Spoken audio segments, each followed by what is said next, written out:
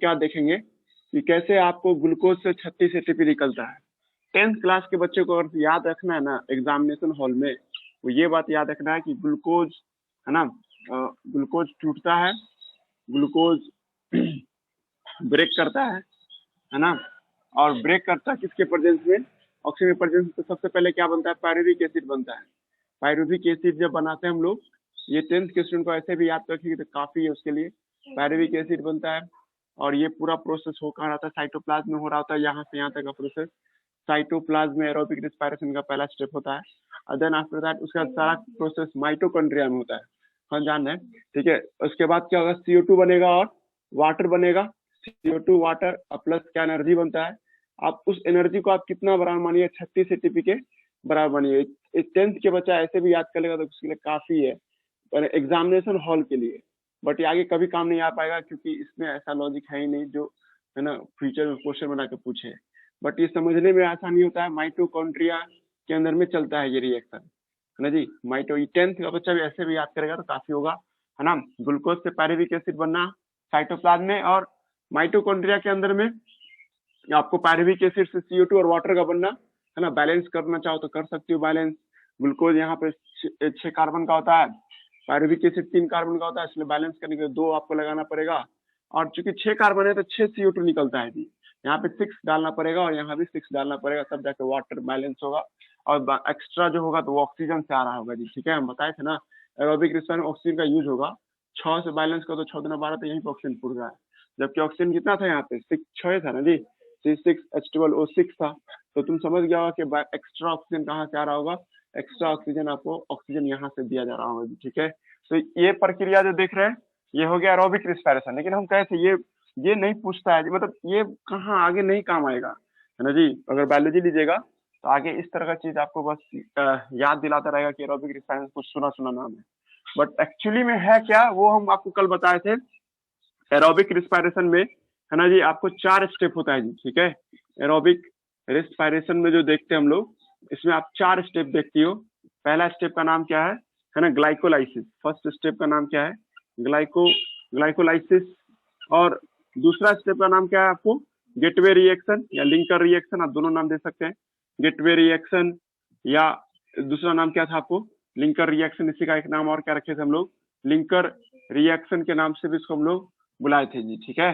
तीसरा आपको चल रहा था टॉपिक, इसमें क्रेब साइकिल, सबसे VVI क्रेब साइकिल, है ना, ये फ्यूचर में काम आएगा आप लोगों के लिए। इसका 2 नाम और रखे थे हम लोग, एक TCA साइकिल भी था, ट्राई कार्बोजाइलिक एसिड साइकिल, और एक सिट्रिक एसिड साइकिल के नाम से भी इसको हम लोग जानते हैं जी। दोनों नाम याद रखिएगा, तीनों नाम याद रखना, सिट्रिक एसिड साइकिल के नाम से भी हम लोग इसको जानते हैं। हाँ, लास्ट एंड फाइनल वन आपको एरोबिक वो है ETS का फुल फॉर्म है आपको इलेक्ट्रॉन ट्रांसपोर्ट सिस्टम, है ना जी। इलेक्ट्रॉन ट्रांसपोर्ट सिस्टम देखते हैं।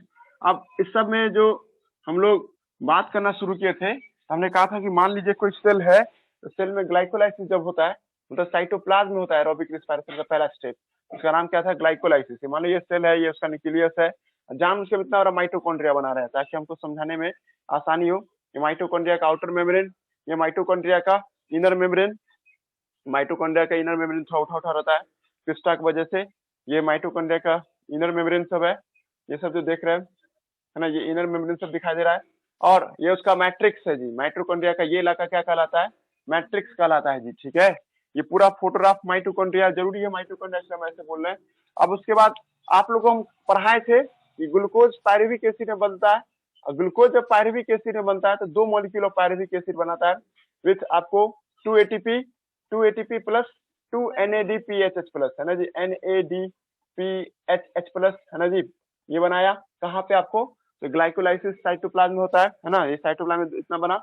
और ये पायरुविक एसिड को शिफ्ट किया जाता है किसमें, आपको माइटोकॉन्ड्रिया में। माइटोकॉन्ड्रिया में जाता है ना तो सर पायरुविक एसिड अब चूंकि 2 लेके चल रहे हैं हम लोग तो सब कुछ 2 होगा ना। पायरुविक एसिड माइटोकॉन्ड्रिया में क्या होता है, टूटता है आपको किसमें, को एंजाइम ए के प्रेजेंस में, को ए प्लस एंजाइम के प्रेजेंस में टूटता है, एसिटाइल को ए में टूटता है जी, ठीक है। याद आ रहा ना, एसिटाइल को ए, कल के क्लास में सब डिस्कस हुआ था।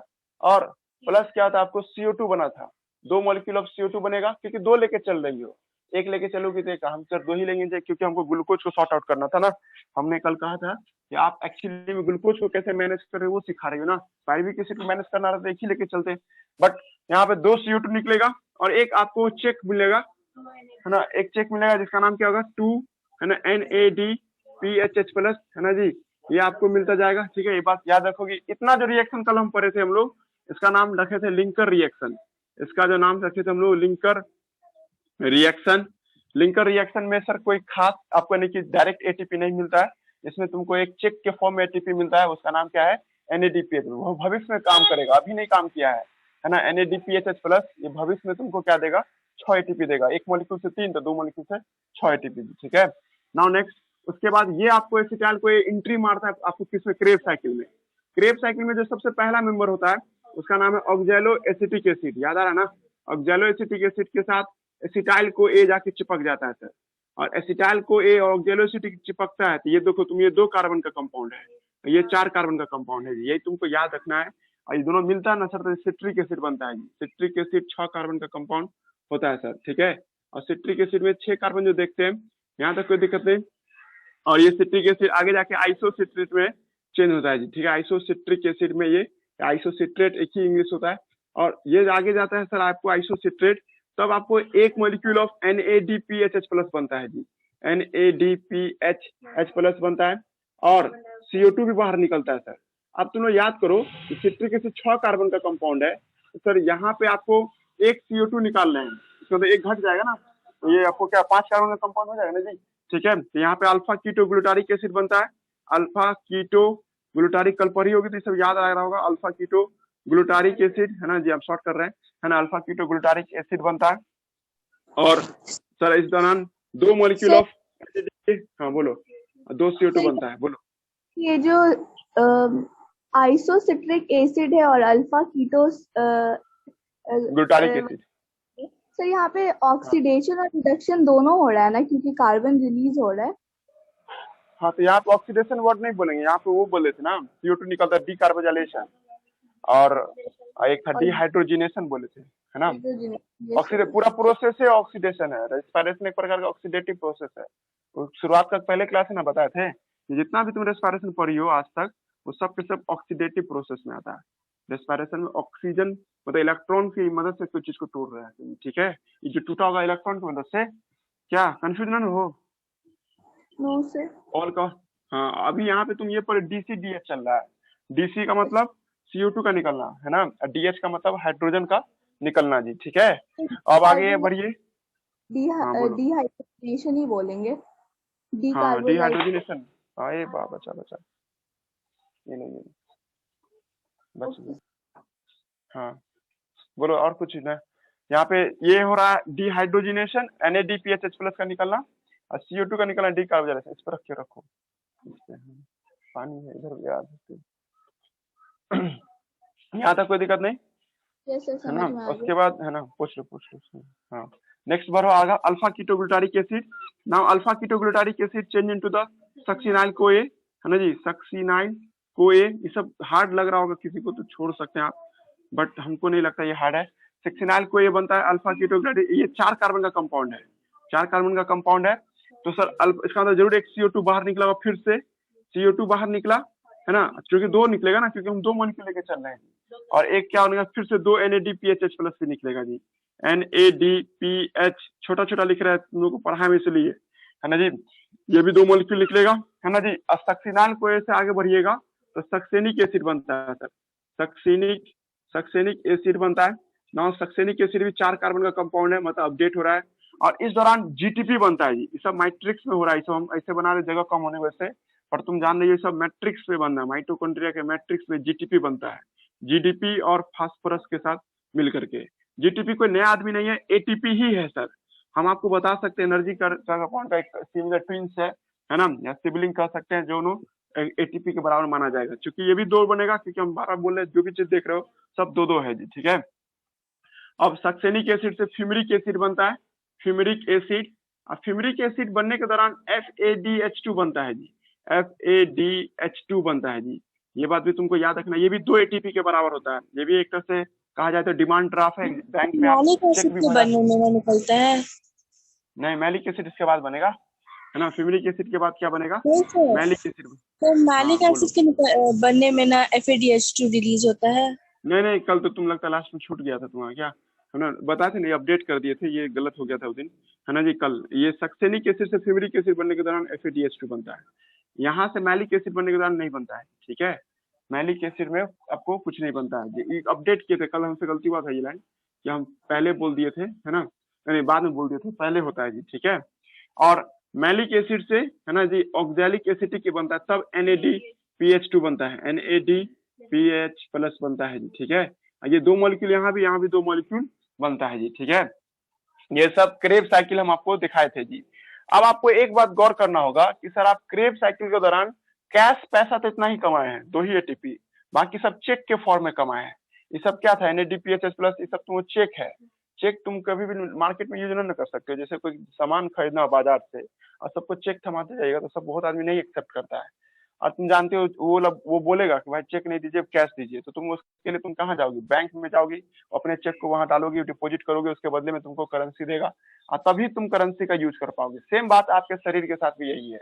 आपके सेल में लॉट्स ऑफ अमाउंट में NADPH प्लस बन रहा है और FADH2 बन रहा है सर, जो कि एक डायरेक्ट करेंसी नहीं है, इसको कन्वर्ट करना पड़ेगा तभी हम इसको यूज कर सकते हैं। तो कन्वर्ट होता कहाँ पे है? यही माइटोकॉन्ड्रिया के क्रिस्टा पे। इसको हम क्या बोले थे? माइटोकॉन्ड्रिया का क्रिस्टा। यहाँ पे फोटोग्राफ थोड़ा सा ये हो गया है, तो एक फोटोग्राफ फिर से माइटोकॉन्ड्रिया का देखो। माइटोकॉन्ड्रिया का ये आउटर मेम्ब्रेन, माइटोकॉन्ड्रिया का ये inner membrane. Inner membrane so एक इरेगुलर फोल्ड होता है, finger like structure known as crista. इसका नाम क्या देते हैं हम लोग? क्रिस्टा का नाम दिए थे। और क्रेब साइकिल के दौरान NADPH प्लस जो बना था ना सर, क्रेब साइकिल में जो NADPH प्लस जो बन रहा था, ये सब हमको आप बता रहे थे कि बार बार कि ये 3 ATP के बराबर है। तो 3 ATP बना के कौन देता है? क्या मैट्रिक्स के अंदर में ही बन जाता? नहीं, ये आपको क्रिस्टा पे जाता है सर। क्रिस्टा पे जाने के बाद ये आपको ATP में बदल जाता है, ठीक है। समझा रहे हम क्या चाहें? देखो इसको चार्ज कहते थे ना, याद आ रहा है? ये किससे बना था? NADP प्लस से बना था। इसमें हाइड्रोजन छुपा हुआ है, हाइड्रोजन का इस्तेमाल होता है ATP बनाने में। जब ये क्रिस्टा से गुजरता है सर, तो क्रिस्टा इसके सारे हाइड्रोजन को ले लेता है और हाइड्रोजन को लेकर के ATP में बदल देता है सर उसको, और जो आपको कच्चा सामान फिर से आपको ये बन जाता है जी, मतलब ये वाला फिर से बन जाता है। समझा रहे हम क्या बोलना चाह रहे हैं? मतलब ये जहां से आया ना वहीं से फिर से हम लोग ले आते हैं जी, ठीक है। और फिर से देखो कि अगर हमको, है ना, ये फिर से बनाना है तो क्या करोगी? इसका हाइड्रोजन छीन लेता है कौन? क्रिस्टा। हाइड्रोजन छीन लेता है और जो बच जाता है रिमेनिंग वो क्या होता है? NAD plus. देखो अभी तुम लोग 10th का जैसे दिमाग, 10th की जैसे दिमाग लगाओ, ठीक है। 10th का स्टूडेंट अभी क्या दिमाग लगाया मेरे हिसाब से? ठीक, वो ये बोलेगा कि NADPH प्लस है, वो ATP में बदल जाता है एट क्रिस्टा। यही 10th का लेवल होगा जी, ठीक है। पर और छिलका छुड़ाएंगे, अभी आपके पास आप ETS रह गया समझाना हमको, लेकिन अभी तुम लोग, है ना जी, ये देखो कि NADPH प्लस जो है ये आपको चेंज करता है कहाँ पे? क्रिस्टा पे। तो चलिए ETS भी सुन ही लेते हैं, तब उसके बाद एक बैलेंस शीट बनाएंगे, है ना जी। बैलेंस शीट, बैलेंस शीट क्या? ATP का बैलेंस शीट, कौन से कितना ATP मिला इसके बारे में बात करेंगे जी, ठीक है। ETS है जी सर, सुन लेते हैं इसको भी। ETS का full form electron transport system. ये इसका फुल फॉर्म क्या है? इलेक्ट्रॉन ट्रांसपोर्ट सिस्टम के नाम से बुलाते हैं। नाम में कुछ सुना हुआ लग रहा है कि सर ये इलेक्ट्रॉन को ट्रांसपोर्ट करता होगा। इलेक्ट्रॉन ट्रांसपोर्ट सिस्टम, है ना। यही वो स्टेप है जिसमें O2 का यूज होता है। आप गौर की होगी कि क्रेब साइकिल में भी O2 का यूज नहीं है, और ना ही आपको ग्लाइकोलाइसिस, ना ही लिंकर रिएक्शन में ऑक्सीजन कहीं पे हम बता रहे थे। आपको यहाँ पे O2 यूज होता है, इस स्टेप में O2 का यूज होता है। इलेक्ट्रॉन ट्रांसपोर्ट सिस्टम तभी होगा जब आपके पास ऑक्सीजन होगा जी। अगर ऑक्सीजन 2 मिनट के लिए भी रुक जाए तो इलेक्ट्रॉन ट्रांसपोर्ट सिस्टम हमेशा के लिए रुक जाएगा जी, ठीक है। और इस दौरान ETS के दौरान बनता क्या है सर? ETS के दौरान ATP बनता है, ATP बनता है और वाटर बनता है सर। इस दौरान ATP एंड वाटर बनता है। अब आपको हम जो ये रिएक्शन दिखाए थे, इस रिएक्शन में CO2 का हम माइनस कर दिए थे आपको। देखो ना, 2 CO2 यहाँ, 2 CO2 यहाँ, 2 CO2 यहाँ, 6 CO2 तो निकाल दिए थे, पर कहीं पे भी तुमको वाटर निकलते हुए नहीं दिखाए हैं। तो वाटर एक्चुअली में बनता कहाँ पे? इलेक्ट्रॉन ट्रांसपोर्ट सिस्टम के पास। आज सबसे इंपॉर्टेंट जो मेडिकल में खूब पूछता है, या आपके 10th में भी पूछा जा सकता है, ETS अकर्स एट, है ना, occurs at, ETS occurs at, है ना, आपको क्रिस्टा। ये क्रिस्टा ऑफ माइटोकॉन्ड्रिया पे होता है जी, ठीक है। क्रिस्टा ऑफ माइटोकॉन्ड्रिया, माइटोकॉन्ड्रिया का जो क्रिस्टा है उस पे देखते हैं सर। ETS में दो चीजें होती हैं, एक ATP का बनना और वाटर का बनना जी, ठीक है। हेयर यहाँ पे आपको NADPH प्लस, NADPH प्लस को चेंज कर दिया जाता है 3 ATP में, 3 ATP में। और आपको FADH2 को, है ना, FADH2 को चेंज कर दिया जाता है 2 ATP में जी, ठीक है। एक के साथ तुम ऐसे करोगे तो बाकी मल्टीप्लाई कर दो, है ना जी, उसी हिसाब से सबका डाटा निकल जाएगा जी, ठीक है। अब ये फोटोग्राफ देखिएगा आप लोग, जैसे ये आपको माइटोकॉन्ड्रिया का, है ना जी, ये इलाका हुआ माइटोकॉन्ड्रिया का, ये आउटर मेम्ब्रेन हुआ। जगह कम है इसलिए थोड़ा सा क्या करें, इसको और बड़ा करना है हमको, तभी समझ में आएगा। देखते हैं फिर भी हम जानबूझ के माइटोकॉन्ड्रिया की आउटर मेम्ब्रेन इतना बड़ा बना लेते हैं। माइटोकॉन्ड्रिया का आउटर मेम्ब्रेन है, ये इनर मेम्ब्रेन है जी, ठीक है। इनर मेम्ब्रेन में तुम क्या देख रहे हो, ये उठा हुआ स्ट्रक्चर देख रही हो। ऐसा बहुत सारा हो सकता है, हम आपको कल बता दिए थे, लाख में होता है ऐसा स्ट्रक्चर। फिंगर लाइक स्ट्रक्चर एक माइटोकॉन्ड्रिया में 1 लाख के आसपास में होता है सर। जब तुम इसको जूम करोगी ना, इसको बड़ा करके देखोगी, इसको बड़ा करके देखो, तो इसमें तुमको एक खास तरह का आपको बैडमिंटन जैसा स्ट्रक्चर दिखाई देगा। उसको और बड़ा करते हैं हम लोग, तो इसपे आपको बैडमिंटन के जैसा स्ट्रक्चर दिखाई देगा, जिसका नाम क्या है, F1 F0 पार्टिकल है। F का फुल फॉर्म फेर्नेंटिडाइज है, और इसको F1 F0 पार्टिकल के नाम से बुलाते हैं। इसको छोड़ दीजिएगा, इसको हम वैसे ही बोल रहे हैं, ठीक है। और आप मैट्रिक्स में क्या बना चुकी हो, मैट्रिक्स में आप NADPH प्लस बनाए हो, NADPH plus. Sir NADPH plus बनाए हैं, लेकिन हमको अगले दिन भी मैट्रिक्स के अंदर में क्रेब साइकिल करवाना है, या कुछ घंटा बाद फिर से मैट्रिक्स में क्रेब साइकिल कराना है। अब तुम जानता है ये कहाँ से आया था, ये आया था NADP प्लस से आया था ना, NADP प्लस से आपको ये बना था जी, ठीक है। थोड़ा सा मिटा दे क्या, बड़ा फोटोग्राफ बना देंगे, दिख रहा है बोर्ड वैसे, हेलो, बोर्ड दिख रहा है जी साफ साफ? Yes sir. रुक जाओ 1 मिनट,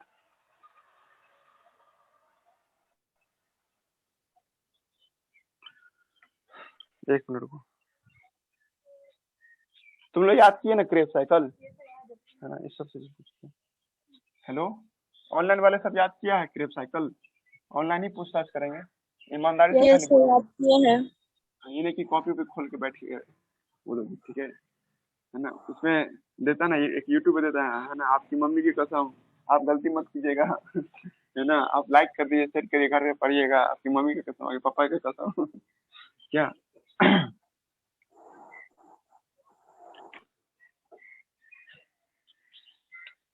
देखो यहाँ से हम बता रहे हैं ETS। अब ETS में तुम लोग 10th में, और 10th में पूछा तो क्या पॉइंट सब तो लिख ही दीजिएगा ना। ETS में आपको वाटर बनता है और ATP बनता है, ये लिख ही दोगी ना, ATP और वाटर बनता है, हमको यही साबित करना है। और दूसरा हमने कहा था कि आप इस दौरान आप क्या देखते हैं, O2 का यूज होता कहाँ पे, ETS क्रिस्टा पे होता है, ये भी बोल सकते हैं आप। NADPH को हम लोग चेंज करते हैं, NADPH प्लस को चेंज करते हैं किसमें, आपको ATP में चेंज करते हैं, 3 ATP के बराबर होता है NADPH प्लस। और FADH2 को चेंज करते हैं किसमें, आपको 2 ATP में चेंज करते हैं। चेंज करते कैसे चेंज करते हैं वही देखना है। अब देखो ये माइटोकॉन्ड्रिया है ये, और माइटोकॉन्ड्रिया में आपको अंदर का जो दीवार देखते हो इसको इनर मेम्ब्रेन कहते हैं। This inner membrane show irregular fold, ये सब इरेगुलर फोल्ड शो करता है, ठीक है। लॉट्स ऑफ होता है सर, 1 लाख के आसपास में होता है एक माइटोकॉन्ड्रिया में। और ये जो इरेगुलर फोल्ड देखती हो, इसी को हम लोग क्रिस्टा के नाम से बुलाते हैं जी। इसका नाम क्या रखे हुए हम लोग, है ना जी, क्रिस्टा। और हम ये कहना चाह रहे हैं कि तुम क्रिस्टा में ऐसा क्या बात है, तो क्रिस्टा को अगर तुम जूम करके देखोगी ना, तो इस पे तुमको एक, है ना, माइटोकॉन्ड्रियल मतलब एक प्रोटीन दिखाई देगा, जिसका नाम क्या आपको F1 F0 पार्टिकल है, F1 F0 पार्टिकल के नाम से बुलाते हैं जी। ये हार्ड हो जाएगा, ठीक है, बट आप समझ सकती हो हम जो समझाना चाह रहे हैं। अब आपको हम बोले भी थे कि यहाँ पे मैट्रिक्स में आपको क्या चल रहा है सर, मैट्रिक्स में आपको चल रहा है क्रेब साइकिल। क्रेब साइकिल जो चलता है सर, उस दौरान कितना NADPH प्लस बन रहा था, बहुत सारा NADPH प्लस बन रहा था, NADPH प्लस बन रहा था। किसको लेके बना रहा था, ये NADP प्लस को लेके बना रहा था। आप क्या देख रहे हो इसमें, हाइड्रोजन एक्स्ट्रा है ना, H प्लस ऐसे लिखने का मतलब एक्स्ट्रा हाइड्रोजन इसके पास है, इसके पास 4 एक्स्ट्रा हाइड्रोजन होता है। देखने में लग रहा है कि एक रखे हुआ है, पर जब इसका असली जब पढ़ोगी, इसका स्ट्रक्चर समझोगी ना, तो इसके पास 4 नहीं 6 हाइड्रोजन एक्स्ट्रा है, मतलब इसके अंदर में 6 H प्लस है जी, मतलब इसमें 6 प्रोटोन है। H प्लस जब भी बोलते हैं इसका मतलब प्रोटोन होता है, प्रोटोन। H प्लस का मतलब प्रोटोन। और तुम कभी सुनते हो कोई चीज खाई बहुत खट्टा लग रहा है, इसका मतलब उसमें प्रोटोन बहुत है ना जी, H प्लस बहुत है। जितना ज्यादा H प्लस होगा उतना चीज खट्टा लगेगा वो खाने में, ना जी। प्रोटोन लिखे हैं, H प्लस प्रोनाउंस करते हैं प्रोटोन के फॉर्म में, है ना जी, नहीं तो आप हाइड्रोजन प्लस आयन भी बोल सकते हैं जी, ठीक है। उसके बाद है ना, ये ऐसे लिखने का क्या मतलब समझते हैं आप लोग, NADPH प्लस लिखने का मतलब सर इसके अंदर में 6 प्रोटॉन है ना जी। और इसी दौरान आपको बहुत जगह पे, हाँ बोलो जल्दी। सर आप जैसे FADH2 लिखे थे ना, हाँ हाँ हाँ हाँ। ऐसे NADH2 लिख सकते हैं। नहीं नहीं, यही तो पाप हो जाएगा, यही तो पाप है जी। 2018 का यही क्वेश्चन पूछा था, ठीक है। हम अपने बच्चों को बोलते थे कि चलो कोई दिक्कत नहीं, लिख सकते हैं। 2018 में यही क्वेश्चन पूछा था कि कौन सही है। एक ऑप्शन दिया था NADPH प्लस, आएगा दिया था NADH2, है ना जी, साफ गलत है। क्वेश्चन पूछा, 4 ऑप्शन दिया था, which of the following is, है ना, रेस्पिरेटरी, आपको लिखा सबस्ट्रेट, है ना, कौन रेस्पिरेटरी प्रोडक्ट है, रेस्पिरेशन में कौन चीज बनता है, ठीक है। तो एक था NADPH प्लस, 2018 मेडिकल क्वेश्चन है। एक था NADPH2 था। H2 लिख दोगे तो तुम 2 ही हाइड्रोजन देख रहे हो ना। ये H प्लस लिखा मतलब हाइड्रोजन क्लियर नहीं कितना है, प्लस है मतलब जुड़ते जाएगा हाइड्रोजन, और कितना तक जाके खत्म होता है, 6 प्रोटॉन पे जाके खत्म होता है। हाँ ये ब्लंडर हो जाएगा जी तुमसे, ठीक है। NADH2 कोई लड़की बोल दोगी तो, हम 12 बोले NAD, हम भी देखते हो जान उसका पूरा पूरा नाम लिखते हैं कि तुमको क्लास में याद हो जाए कि NADPH प्लस होता है जी, ठीक है, ना कि NADH2। ये दोनों में जमीन आसमान का अंतर है। ये कंपाउंड एग्जिस्ट ही नहीं करता धरती पे, ये कंपाउंड नॉट एग्जिस्ट, ये है ही नहीं, ठीक है। कोई टीचर ऐसे आप पढ़ा दिया तो गलत पढ़ा दिया आपको, ठीक है। समझा राजन क्या बोला चाह रहे, ना ही ऐसे लिखोगी ना ही कुछ ऐसे लिखोगी, ये दोनों ही शब्द गलत है ना। बुक में भी बहुत सारा बुक नहीं होता, ऑथर सब जो लिखा है ना, बुक सब एनसीईआरटी छोड़ के जो ऑथर का बुक सब पढ़िएगा तो उसमें ये सब लिख देता है, NAD प्लस सबका बुक मतलब लिख दिया, गलत लिख दिया है। ये गलत लिखा हुआ चीज का फायदा उठा चुका 2018 मेडिकल, है ना जी। तो आप लोग याद रखो कि क्रेब साइकिल के दौरान NADP प्लस घुसता है, हाँ। और उसके बाद NADPH2 आपको, है ना, NADPH प्लस बन के निकलता है, ना कि NADPH2 लिखोगी, ये भी गलत है, ठीक है। समझा ना जन क्या बोल रहा है, समझा यार। ये याद रखोगी, हम इसको एक्सप्लेनेशन नहीं कर रहे हैं, बट ये करे गलत है, ठीक है।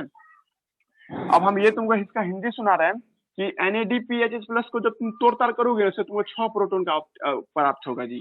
हम क्रेब साइकिल में बहुत जगह पे NADPH प्लस बनते देखे थे, कहीं पे FADH2 भी बनते देखे थे। हाँ यहाँ पे तुम FADH2 लिख सकती हो, और FAD प्लस इसमें घुसता है ना।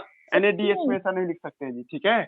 और है ना, ये सब जो है ना सर, ये सब एनर्जी कंपाउंड है, भविष्य में एनर्जी देगा, और कितना देगा कैसे देगा वही अब हम लोग का क्लास है। ये सब कहाँ चला जाता है, NADPH प्लस माइटोकॉन्ड्रिया के इनर मेम्ब्रेन के पास चला जाता है, ठीक है। माइटोकॉन्ड्रिया का जो इनर मेम्ब्रेन के पास पहुंचता है ना, तब जाकर के इसके साथ कुछ रिएक्शन होता है, इसको हम ETS कहते हैं। अब सर एक हार्ड वर्ड है जी, ठीक है। मान लीजिए कि तुम एक कभी कोई समारोह में गई हो, कोई कोई शादी वगैरह में गए हैं, वहां पे खाना खाने का एक स्टॉल लगा हुआ है, देखिए बुफे टाइप का नहीं होता है कि आपको प्लेट लेके हर एक जगह पे जाना है, ठीक है। मान लीजिए कि पहला प्लेट पे जहां तुम गए ना, पहला काउंटर पे, तो वहां पे तुमको प्लेट लेना है, बदले में उसको पैसा देना है या टोकन देना है। कोई होटल में खाना खा रहे हैं, वहां भी बुफे सिस्टम लगा दिया है। तो पहला जैसे पांच पांच आदमी ऐसे रहे ना, 5 बुफे है ना जी। समझा रहा जी हम क्या बोलना चाह रहे हैं, एक कुछ कुछ ट्रैक दे रहे हैं हम आपको, 5 ठो बुफे है। अब पांचों बुफे में तुमको यहाँ से तुमको शुरू करना है। अब पहला बुफे का कंडीशन क्या है कि आप प्लेट तभी ले सकते हैं, यानी आप अपना टोकन तभी ले सकते हैं जब कुछ कैश जमा कीजिएगा, सही है ना जी। तो यहाँ पे आपको क्या करता है सर, आपको है ना जी कुछ देना पड़ेगा बदले, तब आपको कहा ठीक है आगे बढ़िए, ठीक है। समझा रहे कहना चाहे। और जब ये आगे बढ़ता है सर, ठीक है, तो ये आगे बढ़ते जाता है, सबसे लास्ट का जो आपको होता है सर, वहां पे सर क्या होता है सर, ठीक है, एक ऐसा जगह होता है जहाँ पे उसको चिकन या मटन मिलता है, ज्यादातर देखते हैं ना लास्ट में रखेगा वो, बुफे में सबसे लास्ट में रखता है ना, जो स्पेशल कुछ खाना रहेगा, जैसे मिठाई हुआ या चिकन वगैरह हुआ, तो यहाँ लास्ट में रहेगा जी, ठीक है। देखना हम जो बोल रहे हैं समझ जाओगे तुम। माइटोकॉन्ड्रिया के इनर मेम्ब्रेन पे 5 ठो कॉम्प्लेक्स होता है, 5 complex, complex 1, complex 2, complex 3, complex 4 और कॉम्प्लेक्स 5। हम 10th के बच्चों को पढ़ा रहे हैं, इसको हार्ड नहीं कर रहे हैं, लेकिन 11th में है ये सब चीज। कॉम्प्लेक्स 3 देखिए, फिर से बोलते हैं, माइटोकॉन्ड्रिया के इनर मेम्ब्रेन पे 5 ठो कॉम्प्लेक्स है सर, कॉम्प्लेक्स 1, कॉम्प्लेक्स 2, कॉम्प्लेक्स 3, है ना जी, कॉम्प्लेक्स 4 और लास्ट में ये है कॉम्प्लेक्स 5। इसका नाम क्या है, F1 F0 पार्ट, कहोगे सब याद ही नहीं हो रहा है, तो इसको तुम एक नाम और दे सकती हो, ATPase। जो ATP बनाता है उसको क्या कहते हैं हम लोग, ATPase कहते हैं, ATPase कहते हैं, ठीक है। यहाँ तक कोई दिक्कत नहीं। एक बात तुम लोग को और याद रखना है कि सर जो प्रोटोन होता है ना, प्रोटोन ये एसिड है, एसिड क्या करता है सर, पीएच को घटा देता है ना, कोई चीज में डालो गला देगा उसको, तो प्रोटोन ज्यादा नहीं होना चाहिए हमारे शरीर में, ठीक है जी, समझा रहा ना। हम एक बार पढ़ाए हुए आप लोगों को, हमारा ब्लड का पीएच 7.4 होता है, हमारे सेल का पीएच न्यूट्रल होता है, कहीं कहीं पे एसिडिक पीएच होता है, हर जगह एसिडिक पीएच रखना खतरे से खाली नहीं है सर, ठीक है। इस बात का याद रखिए। 2-3 बात बोले हैं, ठीक है, एक बुफे वाला बात बोले हैं, कि तुम कहीं गए तो कुछ सामान देना पड़ता है, तब जाके तुमको अलाउड करता है कि आगे बढ़ो, है ना जी। दूसरा ये कि आपके शरीर में ज्यादा प्रोटोन नहीं होना चाहिए जी, ठीक है, ये भी बात याद रखोगी। अब देखो जहां पे दिमाग लग रहा है हार्ड नहीं होना चाहिए, ये सब तुमको एक लेवल प्लस का ना कि 10+ लेवल पे पढ़ रहे हैं हम लोग, है ना जी। ये मैट्रिक्स है, और मैट्रिक्स में क्या बनाई हो आप, NADPHH+ बनाई हो और FADH+। सर इसको पहले छोड़िए, इसको देखते हैं। NADPH+ कॉम्प्लेक्स 1 के पास, यही रटना है, आगे जब पढ़ोगे ना इसका नाम भी यही है, कॉम्प्लेक्स 2, कॉम्प्लेक्स 3, कॉम्प्लेक्स 4, और ATPase का दूसरा नाम है कॉम्प्लेक्स 5। इसको हम लोग किस नाम से लाते हैं, कॉम्प्लेक्स 5। नाउ जब NADPHH+ कॉम्प्लेक्स 1 के पास आता है, तो कॉम्प्लेक्स 1 के पास आता है, कॉम्प्लेक्स 1 बोलता है कि सारा प्रोटोन हमको दे दो। ये कितना प्रोटोन अपना दे देगा, 6 को दे देगा। और 6 प्रोटोन कहाँ जाएगा जी, माइटोकॉन्ड्रिया के आउटर मेम्ब्रेन और इनर मेम्ब्रेन के बीच में आ जाएगा। इसको हम लोग इंटर मेम्ब्रेन स्पेस कहते हैं, इंटर मेम्ब्रेन स्पेस। तुम लोग बोलना जी ऑनलाइन क्लास वाले जिसको दिक्कत होगा, NAD++ जब आएगा तो अपना प्रोटोन दे देगा, जब प्रोटोन लॉस कर देगा तो पुराने जमाने में आ गया जाएगा ना, वो ऐसा वाला फॉर्म में आ जाएगा ना, प्रोटोन रखे हुआ था तब सारा प्रोटोन लॉस किया है, तो सारा प्रोटोन लॉस किया तो कैसा हो जाएगा इसका फोटो, है ना। NAD देखो इसे इधर आया था, ये कौन आपको NADP+, है ना जी, NADPHH+ आया था अपना, और ये जब यहाँ से जब खाली जाएगा तो NADP+ में चेंज हो जाएगा, और सारा प्रोटोन कहाँ डाल दिया, यहाँ पे जो भी इलेक्ट्रॉन है वो किस में डाल देगा, यहाँ पे इलेक्ट्रॉन सब इसके अंदर में डाल देगा, है ना। प्रोटोन यहाँ देखो ना, प्लस को है तो माइनस करने के लिए तुम क्या रखती हो, माइनस रखती हो ना, है ना जी। इलेक्ट्रॉन तब नहीं माइनस हो जाता होगा जी, ठीक है, ऐसे लिख देते होंगे। तो पॉइंट ये है कि जब NADPHH+ कॉम्प्लेक्स 1 के पास आता है, ये सारा प्रोटोन झाड़ देता है किसमें, आपको इंटर मेम्ब्रेन स्पेस में। क्यों झाड़ा सर, बाद में देखेंगे, ठीक है। और इलेक्ट्रॉन भी था इसके अंदर में, जो अपना एक छोटा मोटा पैसा छुपा के रखा था वो भी छीन लेता है सर कॉम्प्लेक्स 1, वो इलेक्ट्रॉन यहाँ आ जाता है। अब तुम जानती हो इलेक्ट्रॉन तो मोबाइल होता है, मोबाइल में चल सकता है इलेक्ट्रॉन, तुम जानते हो इलेक्ट्रिसिटी किससे पैदा होता है, इलेक्ट्रॉन के चलने से। तो इलेक्ट्रॉन चलता है कॉम्प्लेक्स 1 से कॉम्प्लेक्स 2 तक, जाने दो सर। जब कॉम्प्लेक्स 1 से 2 तक जाता है तो प्रोटोन भी खींचता है, क्योंकि चार्ज बैलेंस होता है, या छोड़ो ना, तो इलेक्ट्रॉन यहाँ से इधर खींच रहा है सर, ठीक है। और फिर इलेक्ट्रॉन जब यहाँ आता है सर, ठीक है, तब कॉम्प्लेक्स 3 के पास आता है FADH2, FADH2 आता है कॉम्प्लेक्स 3 के पास, ये भी अपना सारा प्रोटोन झाड़ देता है सर। ये अपने अंदर से 4 प्रोटोन झाड़ता है जी, ठीक है, 4 प्रोटोन झाड़ता है जी, ठीक है, यहाँ तक कोई दिक्कत नहीं। और इसने भी इलेक्ट्रॉन यहाँ पे दिया होगा, वो इलेक्ट्रॉन क्या होगा सर, यहाँ से यहाँ तक जाएगा, कॉम्प्लेक्स 4 तक जाएगा जी, ठीक है, यहाँ तक कोई दिक्कत नहीं। बड़ा कर दे फोटोग्राफ, कि दिख रहा है, दिख रहा है सर। ठीक है। हाँ ठीक है। तो देखो ये आपको 4 प्रोटोन डाला, और 4 प्रोटोन यहाँ डाल दिया, और ये 6 प्रोटोन डाल दिया सर, ठीक है। अब यहाँ से सर आपको ये आगे बढ़ेगा सर, अब इलेक्ट्रॉन यहाँ पे आगे थक गया, कहता है हम थक गए, ठीक है, छोड़ दो उसको अब यहाँ तक। अब ये 10 प्रोटोन, ये 6 देखो, ये हाई कंसेंट्रेशन ऑफ प्रोटोन हो गया ना, इधर क्या देख रहे हैं, इसमें ज्यादा प्रोटोन है, इधर क्या प्रोटोन कम रहा है ना, जितना प्रोटोन था सब छीन छीन के तुम कहाँ डाल दियो, इधर में। अब तुम जानते हो ये हाई कंसेंट्रेशन से प्रोटोन किधर से जाएगा, जगह ढूंढेगा, जाने का जगह ढूंढेगा। अब आप लोग को हम ये पढ़ाए हुए हैं या नहीं पढ़ाए, अभी जानो, प्रोटोन बहुत खतरनाक चीज होता है ना जी। प्रोटोन हाइड्रोजन बॉम्ब, प्रोटोन में बहुत ज्यादा एनर्जी छुपा होता है। हम कभी बोले थे ना, जैसे अभी हम बोल रहे हैं तो मेरा साउंड जो निकल रहा है, एक एनर्जी का फॉर्म निकल रहा है। अब कोई आदमी इसी से आपको सोलर प्लेट लगा के नहीं पर हीट कैच कर लेगा। देखो सूरज का जो रोशनी आता है तो उसमें जो प्रोटोन या हीट रहता है उसको सोलर प्लेट कैच करके उसना हीट बना लेता है या इलेक्ट्रिसिटी बना लेता है ना, तो इसका मतलब क्या, सूरज का रोशनी कम जाएगा, नहीं ना, वो तो चलता रहेगा ना जी, ठीक है। वैसे ही बात यहाँ पे भी है, यहाँ पे प्रोटोन चलने से जो हीट पैदा होगा उस हीट को कोई पकड़ लेगा और पकड़ के एटीपी में चेंज कर देगा जी। थोड़ा सुनो बात को, यहाँ पे प्रोटोन जो है ना सर, ये पीछे तो देखो, हम लोग इलेक्ट्रॉन ट्रांसपोर्ट सिस्टम को छिलका छड़ा के समझ रहे हैं। हमने ये कहा था भी कि NADPHH+ से खुद से अंदर से आत्मा नहीं आता एटीपी बनाने का, ये अपना सारा प्रोटोन किसको डोनेट कर देता है, कॉम्प्लेक्स 1 को, that associated on inner membrane of mitochondria. Complex 1 electron भी छीन लेता है उससे, है ना जी। Now this electron move toward the other complex, है ना, कॉम्प्लेक्स 2 के पास जाता है, ठीक है। तुमको यही मेडिकल में पूछ सकता है कि इलेक्ट्रॉन किधर से किधर जाता है, इलेक्ट्रॉन कॉम्प्लेक्स 1 से कॉम्प्लेक्स 2, कॉम्प्लेक्स 3, और ऐसे करते हुए कॉम्प्लेक्स 4 तक पहुंचता है जी। वहीं पे इलेक्ट्रॉन रुका रहता है। तुमको ऐसा क्या रोक दिए, रुको ना, हर बात को एक जैसे जल्दी लेना होगा। अब इसी दौरान FADH2 भी मामले में आता है, और FADH2 भी अपना प्रोटोन लॉस करता है, अपना इलेक्ट्रॉन यहाँ पे ला करके छोड़ देता है। हम लोग 1 यूनिट इलेक्ट्रॉन मान लेते हैं, ठीक है। और टोटल कितना आपको देख रहे हैं प्रोटोन, 6 4 10 प्रोटोन देख रहे हैं जी। ये प्रोटोन में बहुत सारा एनर्जी छुपा हुआ है सर। इस सब में हम लोग क्या देखते हैं, 6 प्रोटोन यहाँ था और 4 प्रोटोन यहाँ बनाए थे हम लोग, टोटल ओवरऑल 10 प्रोटोन है सर। 10 के 10 प्रोटोन में खूब हीट है सर। तुम ये कॉन्सेप्ट देखो कि इधर हाई कंसंट्रेशन होता चला जा रहा है और इधर क्या सर आपको लो कंसंट्रेशन है। इधर आप क्या देख रहे हैं, लो कंसंट्रेशन है और इधर हाई कंसंट्रेशन है जी, ठीक है। अब ये हाई कंसंट्रेशन से प्रोटॉन किधर की ओर जाने लगेगा, लो कंसंट्रेशन। जाने का रास्ता सिर्फ यही है, F1 F0 के रास्ते ही आप जा सकते हैं। इधर से जब प्रोटॉन जाएगा सर F0 F1 होते जाएगा तो बहुत सारा हीट निकलेगा इस बीच में। इस सारा हीट को पकड़ करके F1 पार्टिकल है ना, इसको एटीपी में बदल लेता है ना।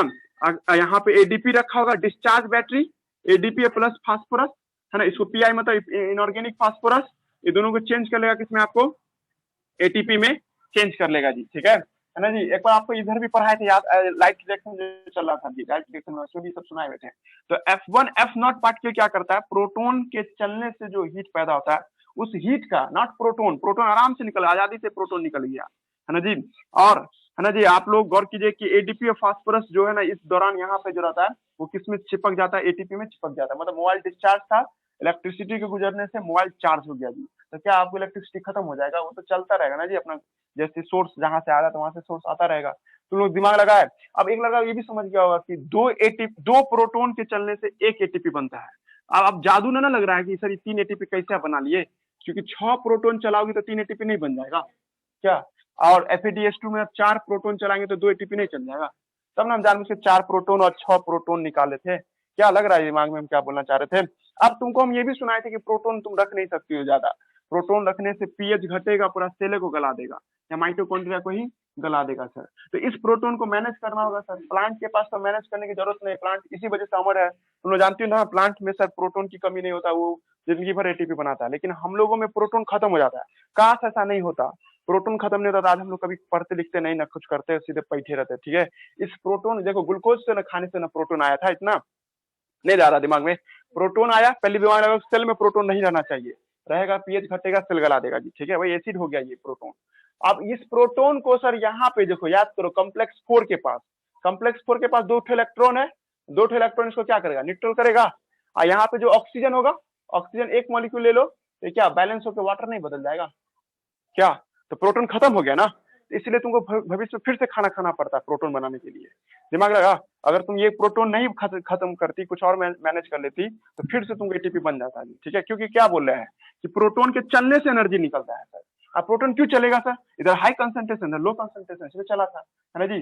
अब प्रोटॉन जैसे आप फिर प्रोटॉन को आप जमा कीजिएगा क्या, नहीं हम प्रोटॉन को जमा करें तो मेरे लिए खतरनाक होगा, माइटोकॉन्ड्रिया के लिए वो एसिड की तरह काम करेगा और गला देगा जी, ठीक है। तो क्या करें सर इसके लिए, तो हम इस प्रोटॉन को इलेक्ट्रॉन की मदद से, याद करो जैसे DH2 ने इलेक्ट्रॉन दिया था और NaDH2 ने इलेक्ट्रॉन दिया था, तुम लोग ये भी दिमाग लगाया कि ये भी सर मल्टीपल फॉर्म में होगा, 2 इलेक्ट्रॉन थोड़ी होगा, मल्टीपल फॉर्म में होगा जी। क्या 6 4 10 है, इस हिसाब से तुमको कितना चाहिए, 10 इलेक्ट्रॉन चाहिए, ठीक है जी। 10 इलेक्ट्रॉन मल्टी, अब उतना लिखेंगे तुम समझ जाओगे ना, ये सब नहीं पूछता मतलब नंबर बना के कितना नंबर निकलेगा तुमको। हाँ ये पूछ सकता है कि एक एटीपी बनाने में कितना प्रोटॉन यूटिलाइज होता है, कितना प्रोटॉन यूटिलाइज नहीं, कितना प्रोटॉन ट्रांसपोर्ट होता है, तो आप जवाब दोगे 2 प्रोटॉन ट्रांसपोर्ट होता है जी, ठीक है। आप तुम लोग खुद बता दो, इलेक्ट्रॉन का भी यूज हो रहा है, ऑक्सीजन का भी यूज हो रहा है, प्रोटॉन का भी यूज हो रहा है ना जी। तुम इसको इलेक्ट्रॉन ट्रांसपोर्ट भी करवा रही थी ना, 1 से लेकर के 4 तक है ना जी, 5वां में नहीं इलेक्ट्रॉन जाता है, यही तक हो जाता है।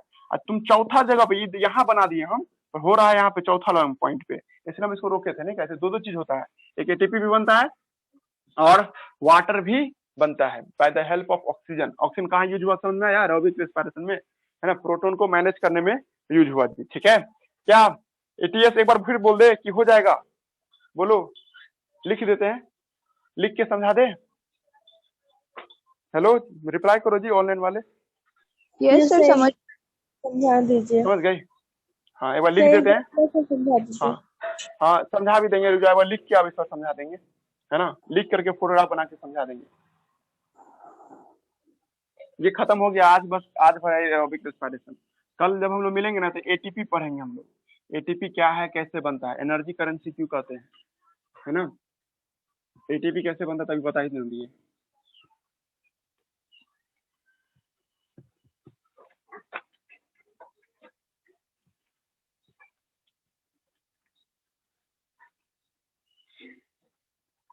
तुम लोग में लेकिन सब ऑनलाइन भी छोड़ देता है, ऑफलाइन भी छोड़ देता है, अच्छा आज बहुत कम बच्चा, ये अभी आया है, अभी सेकंड सेट में ज्वाइन किया जी, सुन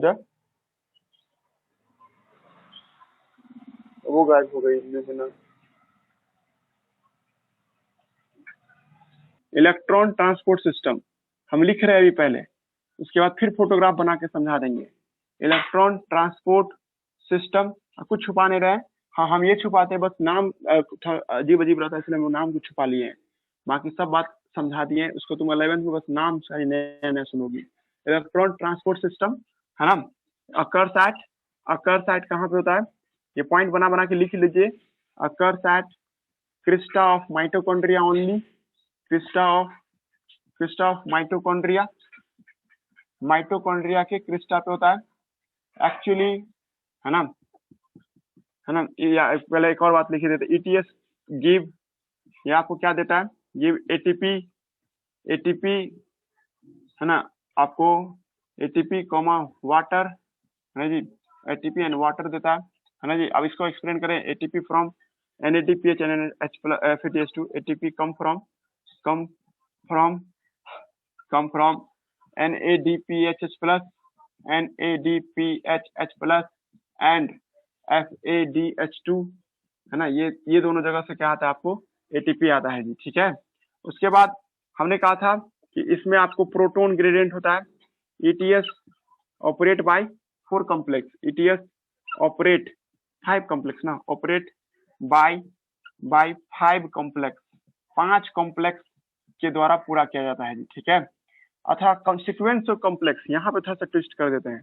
सीक्वेंस ऑफ कॉम्प्लेक्स का सीक्वेंस क्या है सर, कॉम्प्लेक्स का सीक्वेंस है, पहले कॉम्प्लेक्स 1 आता है, कॉम्प्लेक्स 1 ATS जैसे भी क्रेब साइकिल देख रहे थे ना, इतना स्टेप में पूरा हो रहा है, उसी तरह से ये भी 5 स्टेप लेता है, कॉम्प्लेक्स 1 और तब कॉम्प्लेक्स 3 आता है, ठीक है, ये बात तुमको याद रखना होगा। उसके बाद कॉम्प्लेक्स 3 आता है, लाइए 11 पे माइटोकॉन्ड्रिया लाया है, सिलेबस इसमें है, फोटो दिया हुआ चैप्टर 13 में। कॉम्प्लेक्स 3 के बाद कॉम्प्लेक्स 2 आता है ना, इसका सीक्वेंस लिख रहे हैं, काम करने का तरीका, जगह यहाँ नहीं है इसलिए हम यहाँ लिख रहे हैं। कॉम्प्लेक्स 4 आता है, कॉम्प्लेक्स 4 है ना। उसके बाद आता है सर आपको कॉम्प्लेक्स 5, उसके बाद क्या आता है आपको, कॉम्प्लेक्स 5 आता है जी, ठीक है।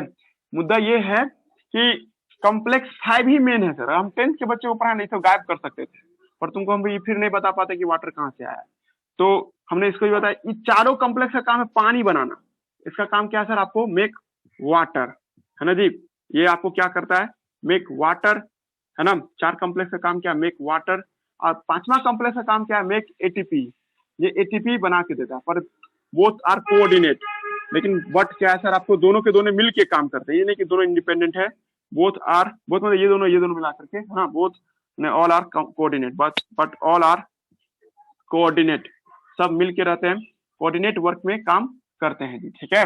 उसके बाद है ना जी, हमने अब ये भी कहा था कि NADPHH प्लस है ना, at crista give proton and electron, proton का होता है H प्लस, अब कितना देता है, 6 देता है, हम बोले भी थे 1 से 6 है ना जी।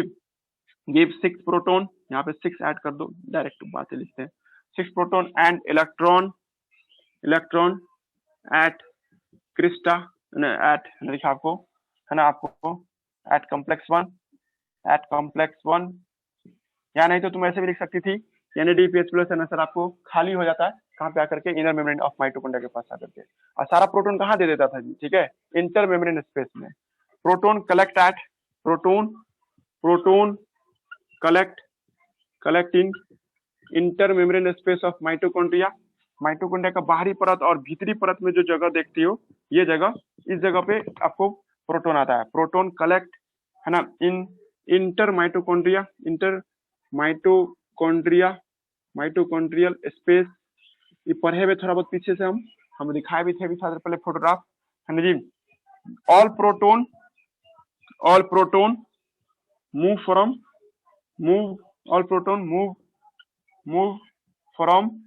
From high concentration to low concentration, high concentration to low concentration at complex 5 तुम लोग समझ गया होगा। कॉम्प्लेक्स 5 टनल प्रोटीन होगा, वो टनल प्रोटीन याद है ना जी, जिस रास्ते से प्रोटोन बाहर निकलता है, पंप प्रोटीन भी कह सकती हो। ऑल प्रोटोन है ना move from high concentration at complex 5 है ना जी,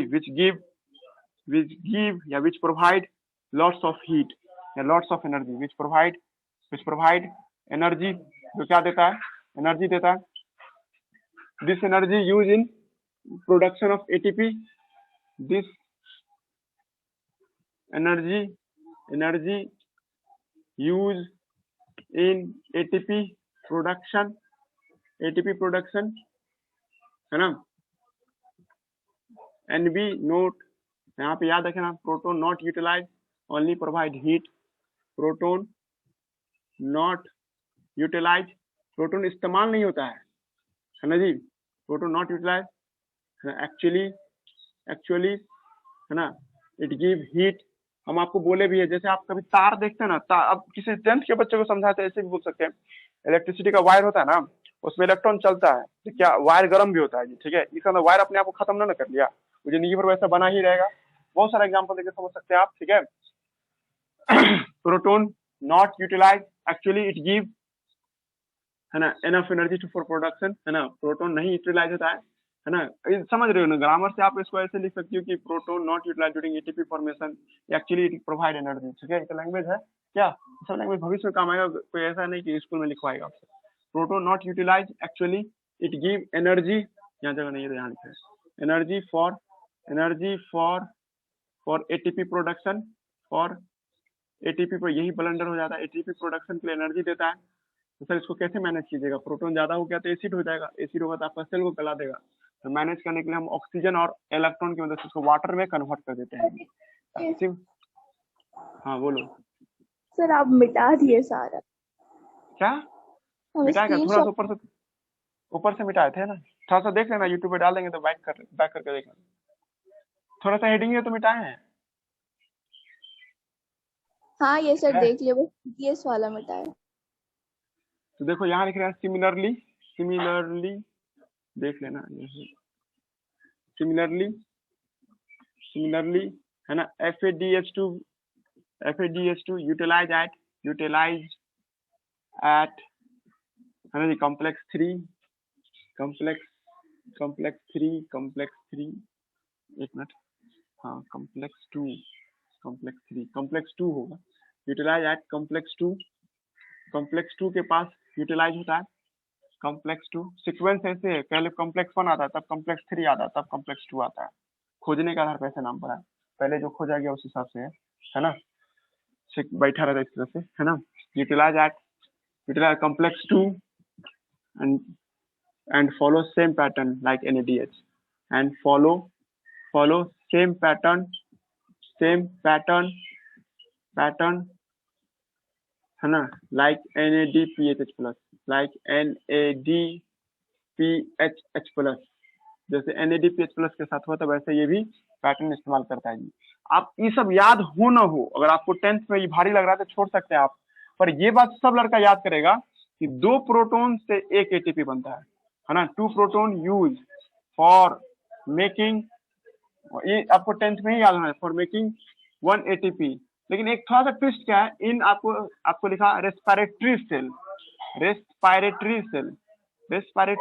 में, मतलब हम लोग का सेल जो है जिसमें माइटोकॉन्ड्रिया होगा, तो माइटोकॉन्ड्रिया 2 प्रोटोन का इस्तेमाल करके एक एटीपी बनाता है। पर वही प्लांट याद करो, प्लांट में जब तुम क्लोरोप्लास्ट पढ़ी थी ना, तो वहाँ 3 प्रोटोन लेकर के एक एटीपी बनता था। ट्विस्ट यही है, वो जो नहीं लाइट रिएक्शन पढ़ाए थे, लाइट रिएक्शन में जो, तो वो बता रहे थे वहाँ पे इन प्लांट है ना जी, हम आपको पढ़ाए हुए ना कि एटीपी बनाने की प्रक्रिया को फास्फोराइलेशन कहते हैं। अब फास्फोराइलेशन 2 तरह का, एक है फोटोफास्फोराइलेशन, एक है ऑक्सीडेटिव फास्फोराइलेशन।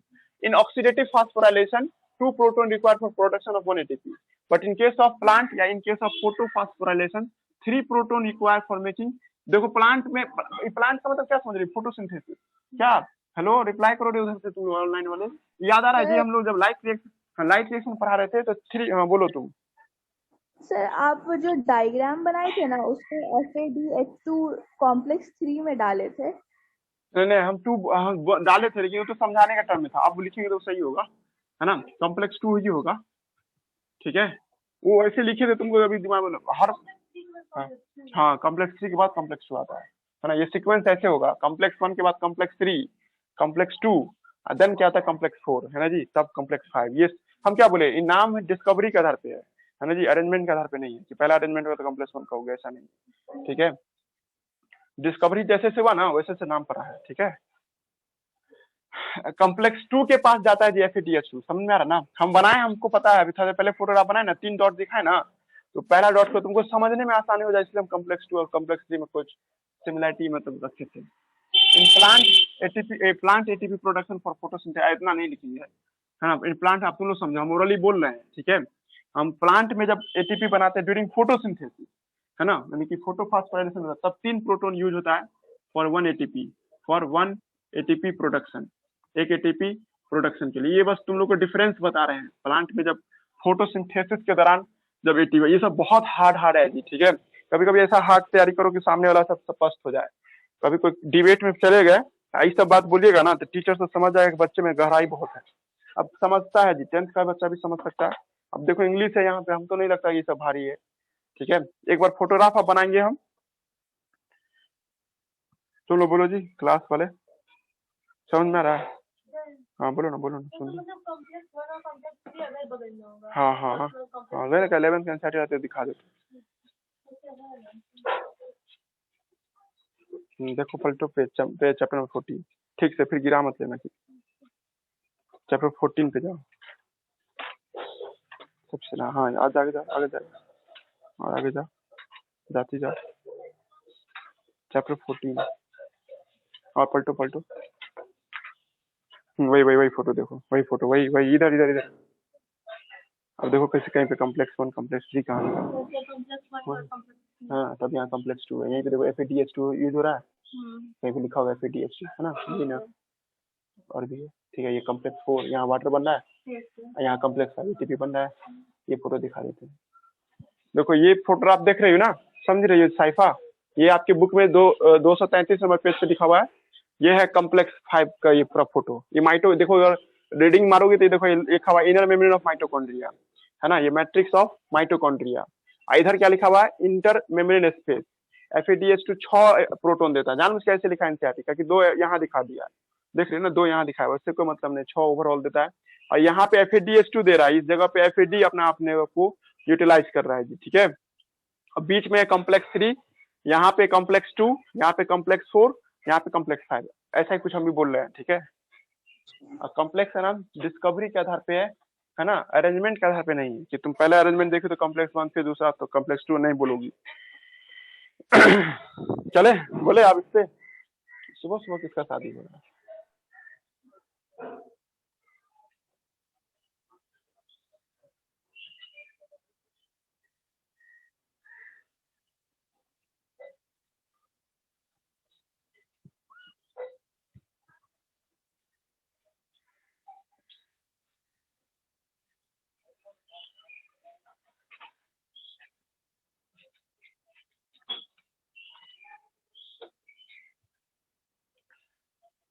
देखिए एक बार और देखना हम लोगों को, ETS पढ़ा रहे हैं, लास्ट टॉपिक है। देखो पहले आप एक डेमो देख लेते, मतलब ऐसा कुछ बताइएगा सर आप, माइटोकॉन्ड्रिया में ये इनर मेम्ब्रेन है और ये क्या सर आपको क्रिस्टा है जी, ठीक है। ये इनर मेम्ब्रेन देख रहे हैं और ये क्या देख रहे हैं हम लोग, क्रिस्टा देख रहे हैं जी, ठीक है, सही है।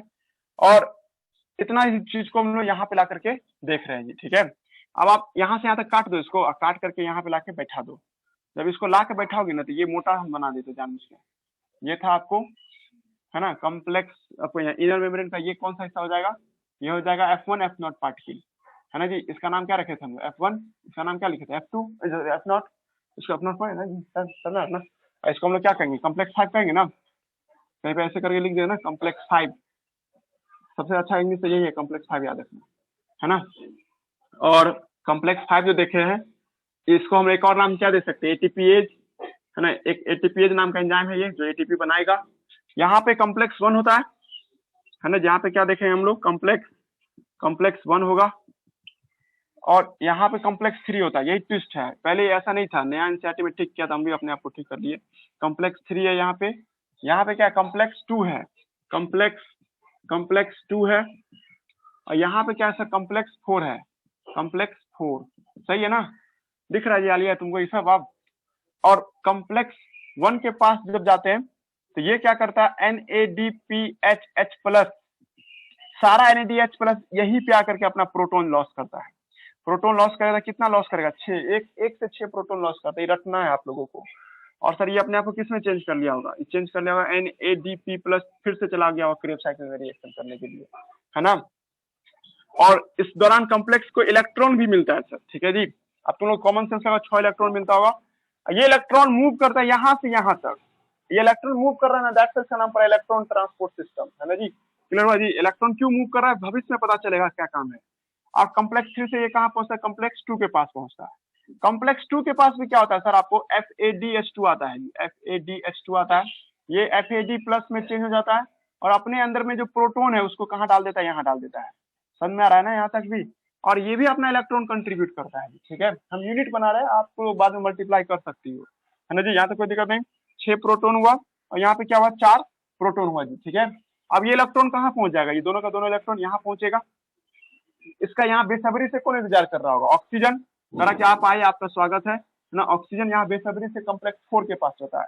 रट्टा मारोगी कि कॉम्प्लेक्स सॉरी ऑक्सीजन कौन से कॉम्प्लेक्स से पाया जाता है, तो कॉम्प्लेक्स आप सांस लेते हो ना, तो सोचो सांस लेते हैं तो ऑक्सीजन कॉम्प्लेक्स 4 के पास जाकर बैठा रहता है, ठीक है। माइटोकॉन्ड्रिया में घुसता ऑक्सीजन और ऑक्सीजन वहां से आने के बाद कहाँ, कॉम्प्लेक्स 4 पे बैठा रहता है, इंतजार कर रहा है प्रोटोन का। लग रहा है दिमाग, मतलब हम लोग पढ़ते मतलब सांस लेते तो किसके लिए, तो कॉम्प्लेक्स 4 के लिए लेते हैं, ठीक है।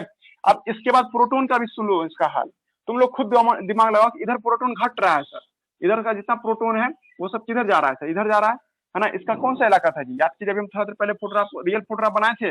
ये आपको कैसा इलाका, इंटर मेम्ब्रेन स्पेस था ना जी। ये कौन सा इलाका होगा, इंटर मेम्ब्रेन स्पेस था। Now this molecule passes towards the ligand, इसको कुछ जगह चाहिए, रास्ता चाहिए, वे चाहिए।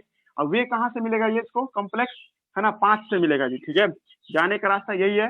और जब इस रास्ते से सब जाएगा सर, ठीक है, जब इस रास्ते से जाएगा तो सर प्रोटोन गुजरेगा। हम अपनी तरीके से हम अपना समझाना चाहते हैं, इसलिए हम लिख देते हैं कि 2 प्रोटोन मान लो गुजरा होगा, गुजरा तो बहुत सारा होगा ना, लेकिन एक साथ हम लोग मान लेते 2 प्रोटोन जाता है। तो एक साथ 2 प्रोटोन जाने से इतना हीट पैदा होता है सर, इतना हीट पैदा होता है कि सर ADP मतलब एडेनोसिन ट्राइ, कल पढ़ेंगे हम लोग ADP क्या होता है। ये दोनों को चिपका करके ATP बना दे, डिस्चार्ज बैटरी माना जाता है इसको। इसको चार्ज कर दिया, यही तो चाहिए था हमको, एनर्जी का मतलब ATP ना। और ATP किसके वजह से बन रहा है, प्रोटोन के ट्रेवल करने से बन रहा है। हो गया, बस समझा दिए। अब नाउ ये प्रोटोन आपके लिए सर दर्द होगा कि सर ये प्रोटोन तो NADP प्लस के पास जाएगा नहीं, ये लोग तो आप वहां से लेगा ना, क्रेब साइकिल से प्रोटोन ले रहा है, तो ये प्रोटोन डिपोजिट होने लगेगा ना मैट्रिक्स में। अब ये प्रोटोन डिपोजिट होगा सर, तो ये मेरे लिए खतरनाक हो जाएगा। ये आपको क्या करेगा सर, ज्यादा से ज्यादा आपको मतलब pH को घटाते चला जाएगा ना जी। अब pH घटाएगा सर तो सेल को बर्बाद कर देगा जी। तो अगला जवाब तुम लोग को मिल चुका होगा,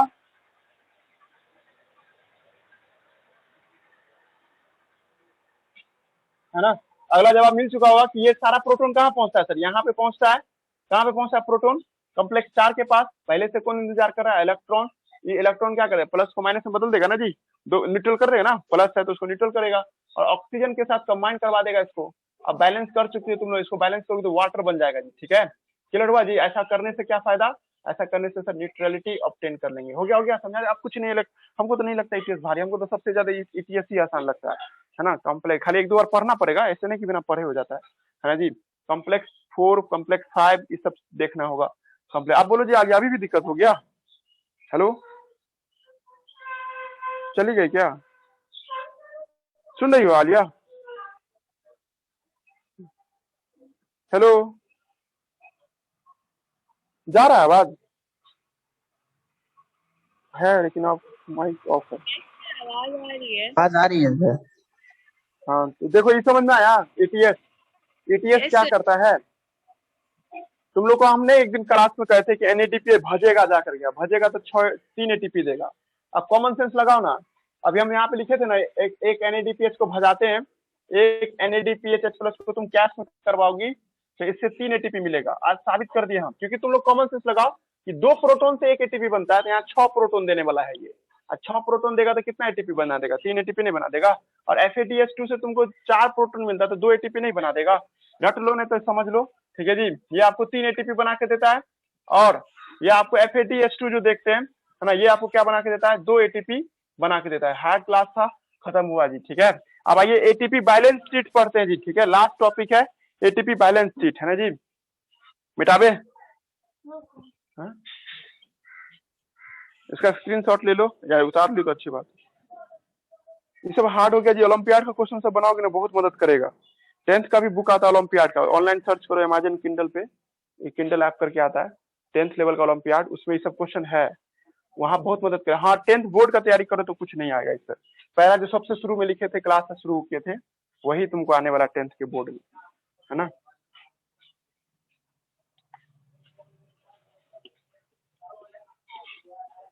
बैलेंस शीट बताइए ना। हाँ बताते, रुको ना, तुम लोग उतार रही हो ना।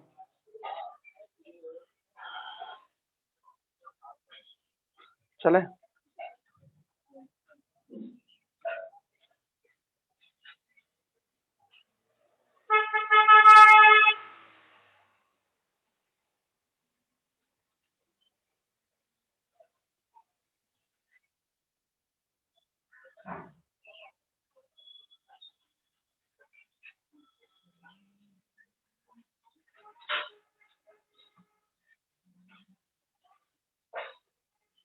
तो ऐसे बताते हैं, ग्लाइकोलाइसिस है, ग्लाइकोलाइसिस जो देखता है, इधर हो जाओ जी मत, ठीक है, किताब उताब सब रख दो, गिर जाएगा। ग्लाइकोलाइसिस जो देखते हैं, है ना, और ग्लाइकोलाइसिस के बाद क्या देखे थे हम लोग, गेटवे, लिंकर, लिंकर, लिंकर और क्या देखे थे, क्रेब, और उसके बाद क्या देख रहे हैं हम लोग, ईटीएस, है ना।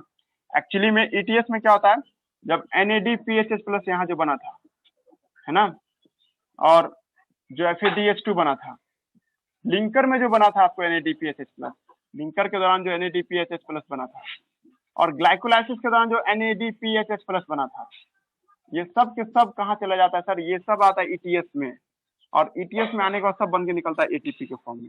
अच्छा है ना, वाह, जहाँ जहाँ NADPHH प्लस सब सुने थे वो सब किस में चेंज हो गया है, आपको सब एटीपी में चेंज हुआ है, ईटीएस में आकर। लास्ट वाला इंपॉर्टेंट है, मतलब अंत में एनर्जी मिलेगा सर आपको। अब एक दफा बस हमको, है ना, अपना बैलेंस शीट बनाना। अब हम लोग का नया टॉपिक क्या है, एटीपी बैलेंस शीट, है ना जी, बस 2 मिनट में वो भी स्टार्ट हो जाएगा।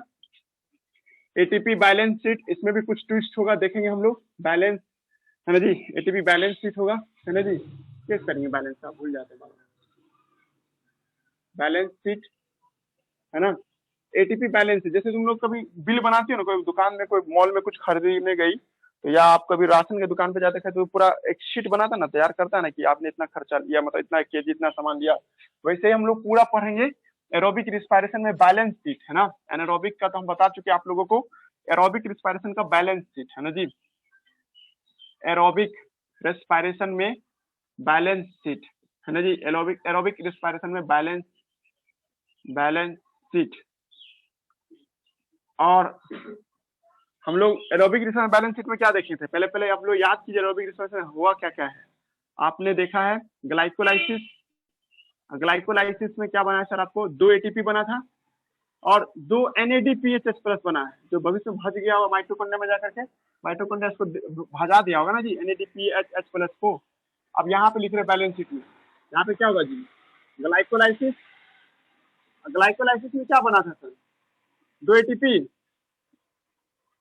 बना था ना जी ग्लाइकोलाइसिस के दौरान, है ना। Yes sir. और ग्लाइकोलाइसिस 2 एटीपी बना था, और आपको क्या बना था, NADPHH, हाँ 2 NADPHH प्लस बना था, NADPHH प्लस बना था ना। इस दौरान आगे जाके क्या होता है, 6 एटीपी बना, 6 एटीपी बना, यहाँ तो कोई दिक्कत नहीं।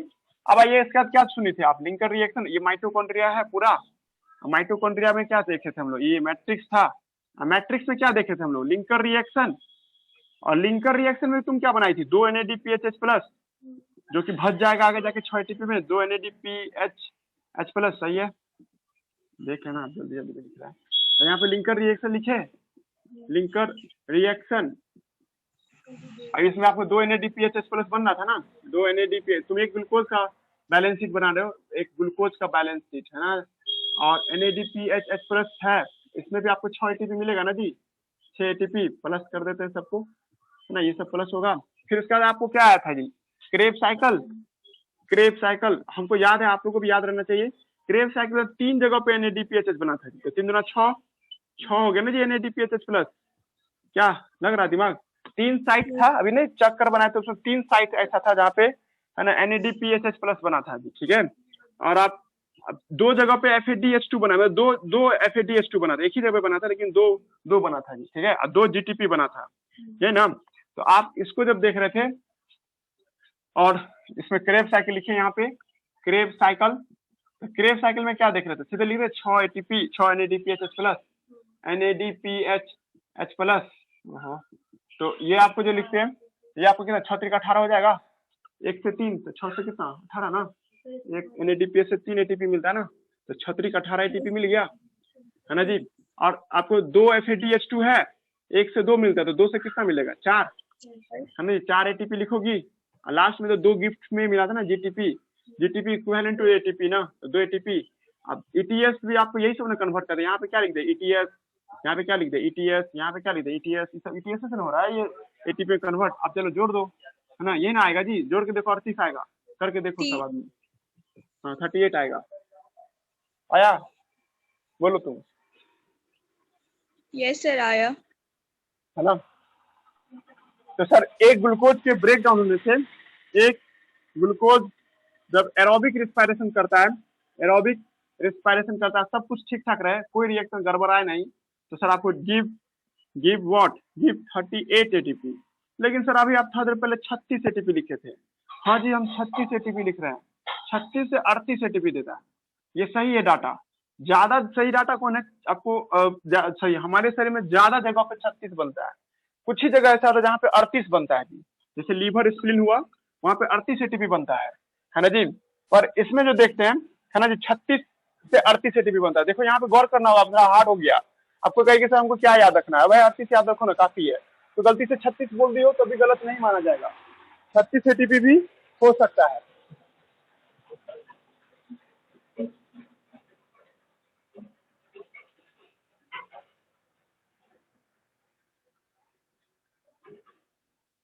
ये जरूरी है जी, 10th में ही हम लोग हैं। हाँ ये हो सकता है सर ऐसे नहीं कभी 10th में पढ़ाया जाता है, अब नहीं पढ़ाया जाता हम क्या करें, ठीक है। अभी तो देखते हैं 8वां 9वां से ही पूछता है, मतलब यहाँ एक है होली मैरी स्कूल है उधर जो है, मतलब तो क्या नाम है उधर, पंडा से भी आगे नहीं, होली मैरी है शायद, होली मैरी इंटरनेशनल स्कूल। वहाँ पे 8th क्लास में सबसे गार्जियन सबको बुला के बच्चा से फीस इसीलिए ले रहा कि मेडिकल का तैयारी कराएंगे, मतलब 8th क्लास में बच्चा सबको अभी 8th क्लास में ही है, और सबसे यानी कि एक्स्ट्रा फीस लिया जा रहा है कि हम आपको अभी से बच्चे को सेफ देंगे, जेईई मेंस का तैयारी कराएंगे और मेडिकल का तैयारी कराएंगे, है ना जी। मतलब उसके लिए अलग पैसा चाहिए, ठीक है। यही ईमानदारी से 9th से बढ़िया से पढ़ा दे बच्चा को, तो अलग से क्यों फीस ले, पैसा कमाने का हर एक सोर्स सब ढूंढता रहता है सब, नहीं जी। और तुम लोग वैल्यू नहीं देते हो मेरा, है ना जी, पैसा कम लेते हो तो वैल्यू नहीं देता है। देखो ना कितना गायबे है, 10th में कितना बच्चा आ रहा है, कितना पता चलेगा जब 1.5-2 लाख रुपया लगेगा पापा मम्मी का, है ना, वो भी ऑनलाइन पढ़ने में। आज जैसा जमाना चल रहा है उसमें तुम लोग को अनअकैडमी ही जाना, पहले एलन सोचते थे, एलन कहीं नहीं जाकर के अनअकैडमी न जाना पड़ जाए।